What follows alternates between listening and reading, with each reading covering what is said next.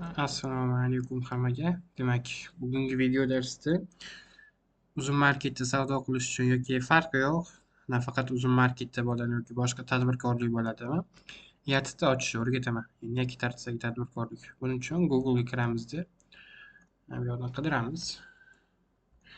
New bir darcha o'z deb New bir darcha deb yozsangizda chiqadi. New bir darchaga kirgandan keyin mana business registration bosamiz. Bundan avval elektron kalit olish, ya'ni elektron raqamli imzo olish darsni ko'ringlar. Agar elektron raqamli imzolar bo'lmasa, yatita ocha olmaysizlar. Xo'p, hozir bu kiryapti. Hozir Toshkentda emasman, shuning uchun internet ozgincha yaxshi ishlamayotgan bo'lishi mumkin, ya'ni tez ishlamayapti. Samarqanddaman. Bu yerda UCL yaxshi ishlamas ekan.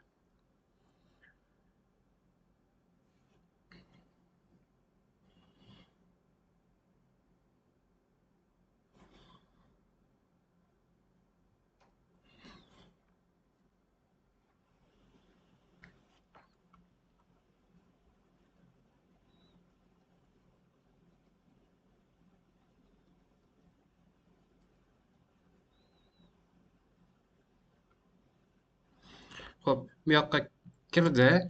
Sizlarga mana shu narsa chiqadi. Endi biznesni ro'yxatdan o'tkazish bor. Mana shuni bosasizlar. Keyin kirish. Endi sizlarga elektron raqamli imzo kerak bo'ladi. Agar elektron raqamli imzolar bo'lmasa, buni ya'ni yatita yoki MChJ ocha olmaysizlar. Elektron raqamli imzolar bo'lmasa, faqatgina boyga o'zini-o'zi band qilish ochsanglar bo'ladi.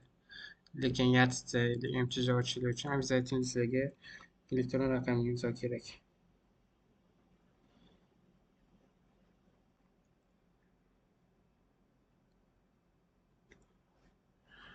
Xo'p, tezroq kira qolsa bu ham.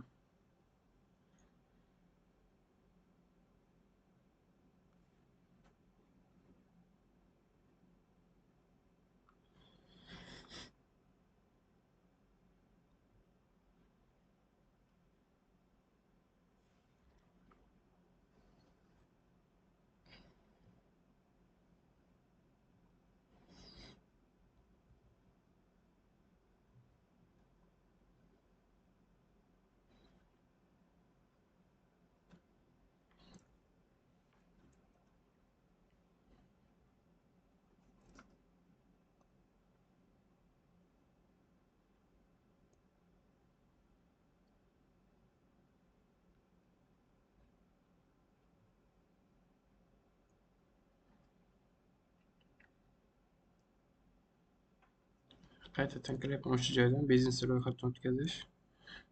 Endi kirish.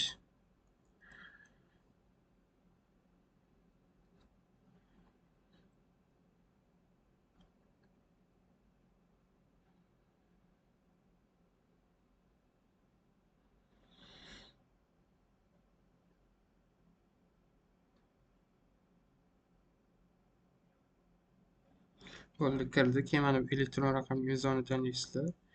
Bu yerda sizlarda bor kalitlar chiqadi. O'zi nimagadir chiqmayapti. Internet yaxshi emas. Mana. Masalan, o'zim nomiga ochib ko'rsam hozir Muhammadiyev Sherozbek. Jismoniy shaxs tanlaysizlar.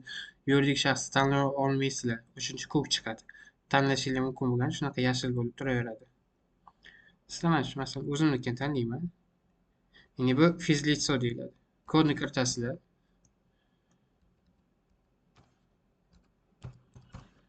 Bo'ldi.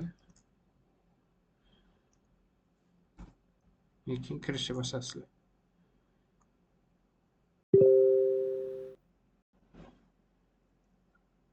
Kiradi. Hozir mening internet bilan muammo bo'lyapti. O'shaning uchun shunaqa qotirishayotganimni ko'ryapsizlar.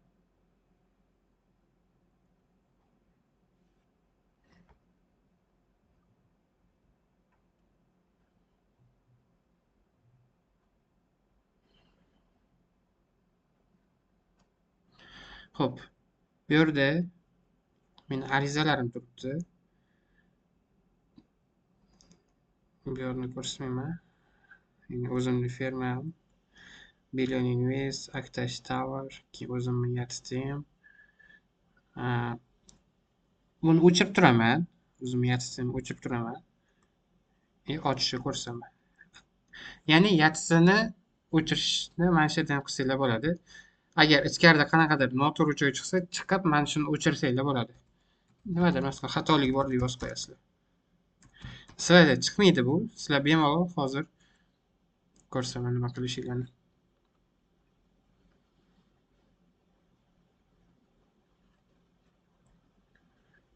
Xo'sh, bunaqa olchasiz.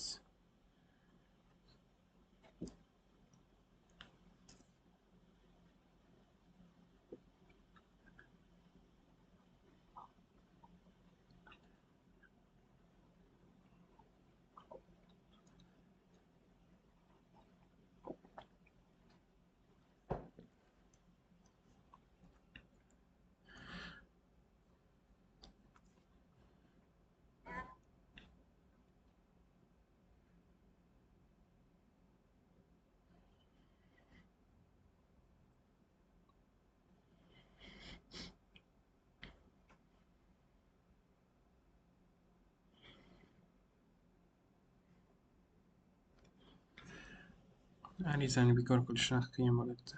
Bo'ldi, ariza bekor qilindi. Sizlar arizani bekor qilmaysiz, chunki yangi ochayotgan bo'lsangiz, sizda hech qanaqa ariza bo'lmaydi. Sizlar sразу mana MCJ, YATT va boshqalarni bosib kirasizlar.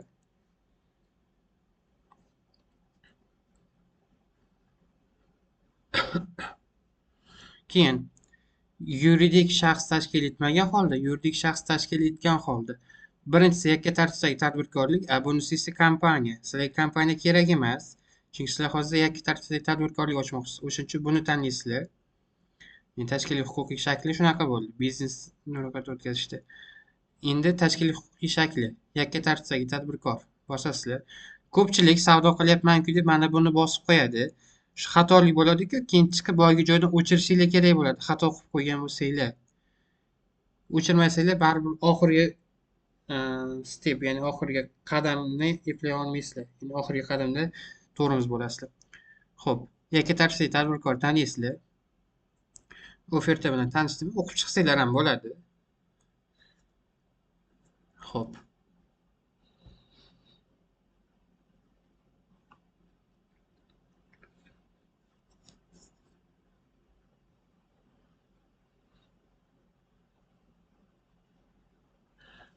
Shuncha qadam bor. Hozir biz birinchi qadamdamiz, ya'ni arizachi qadamidamiz. Keyin ikkinchi qadam, 3, 4, 5, 6 va hokazo shuncha qadam tugatib chiqish kerak bo'ladi.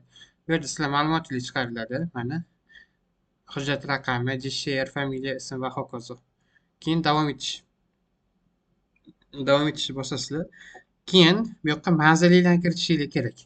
Ya'ni yattita ochayotgan vaqtda uy manzilinglarni kiritib qo'ysanglar ham bo'ladi. Agar joylar bo'lsa, ijara yoki boshqa bo'lsa, o'sha ijarani joyini ham kiritsanglar bo'ladi.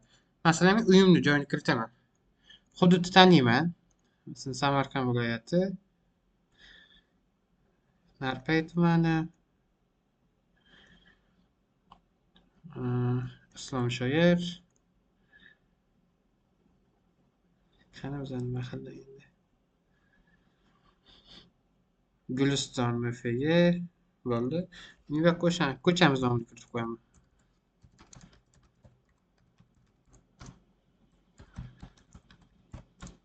Masalan, 11-uy. Yana meni uyim shu ekan deb kelib o'tirmanglar, baribir mening uyim bu emas. Ko'cha nomi, uy raqamini noto'g'ri kiritdim. Sizlar lekin обязательно to'g'ri kiritishinglar kerak. Bu yerdagi ma'lumotlarni ham noto'g'ri kiritganman. Keyin elektron pochtani yozib qo'ysanglar ham bo'ladi.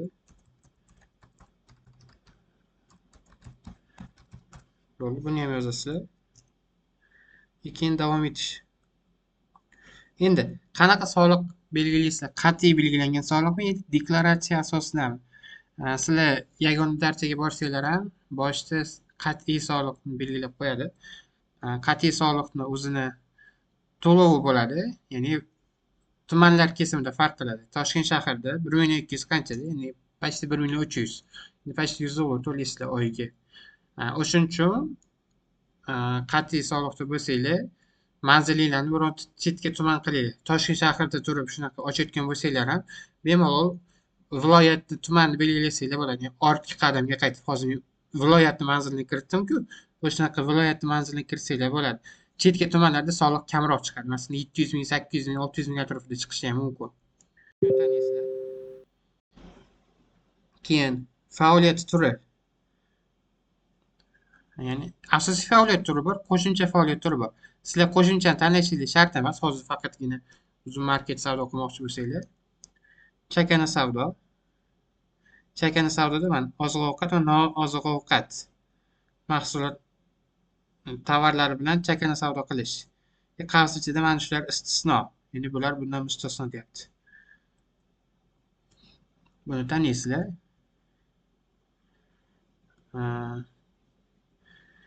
Endi qo'shimcha faoliyat bo'lsa, qo'shimchani tanlab qo'ysanglar bo'ladi. U shart emas. Endi keyin davom etish 4-qadamga o'tamiz.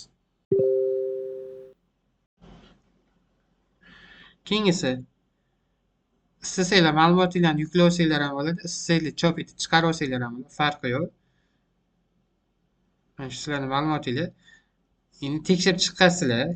Qayerda xatolik bo'lsa, qayta to'g'rilaysizlar va buni belgilaysizlar. Keyin tasdiqlash qadami ochiladi. Bo'lmasa ochilmaydi. Bosasizlar, tasdiqlashga o'tadi.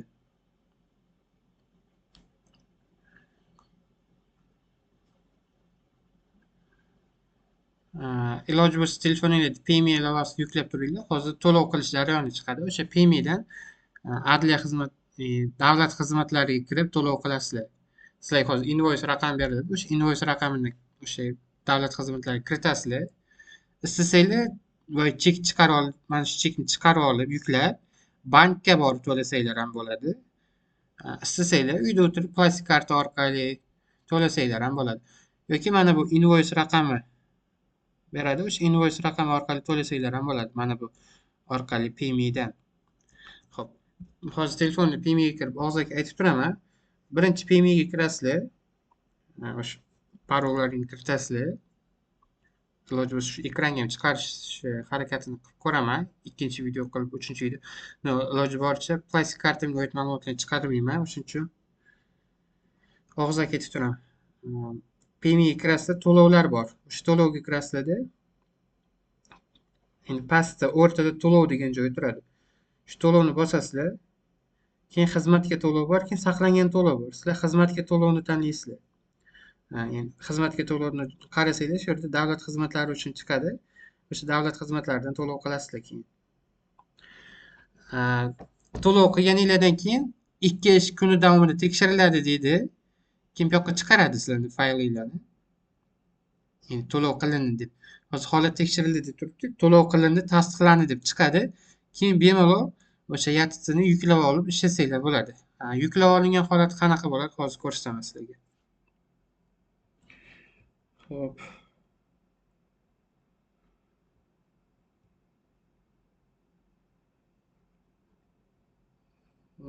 YTT hozir yuklab olingan holatini ko'rsataman. Saqladim. Mana shuni ochib olsam.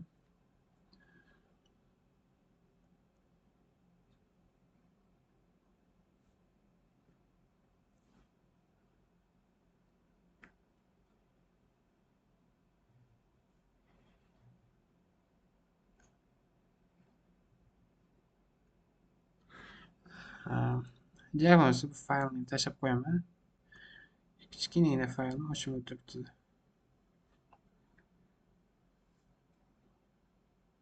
Bu faylni ko'rishinglar ham shart emas, ochguncha. Xolos, yatiti shu. Shuni to'lov qilsanglar, sizlarga o'sha fayl ochiladi. Mana keyingi qadamda 6-qadamda o'sha faylni yuklab olib, saqlab qo'yinglar. U fayl sizlarning yatiti ekanligingizni tasdiqlaydi. Qanaqadir qo'shimcha savol bo'lsa, bemalol shu kommentda so'rashingiz mumkin. Обязательно like bosib, kommentariy yozib, obuna bo'lib qo'yishni unutmanglar. Sog' bo'linglar, salomat bo'linglar.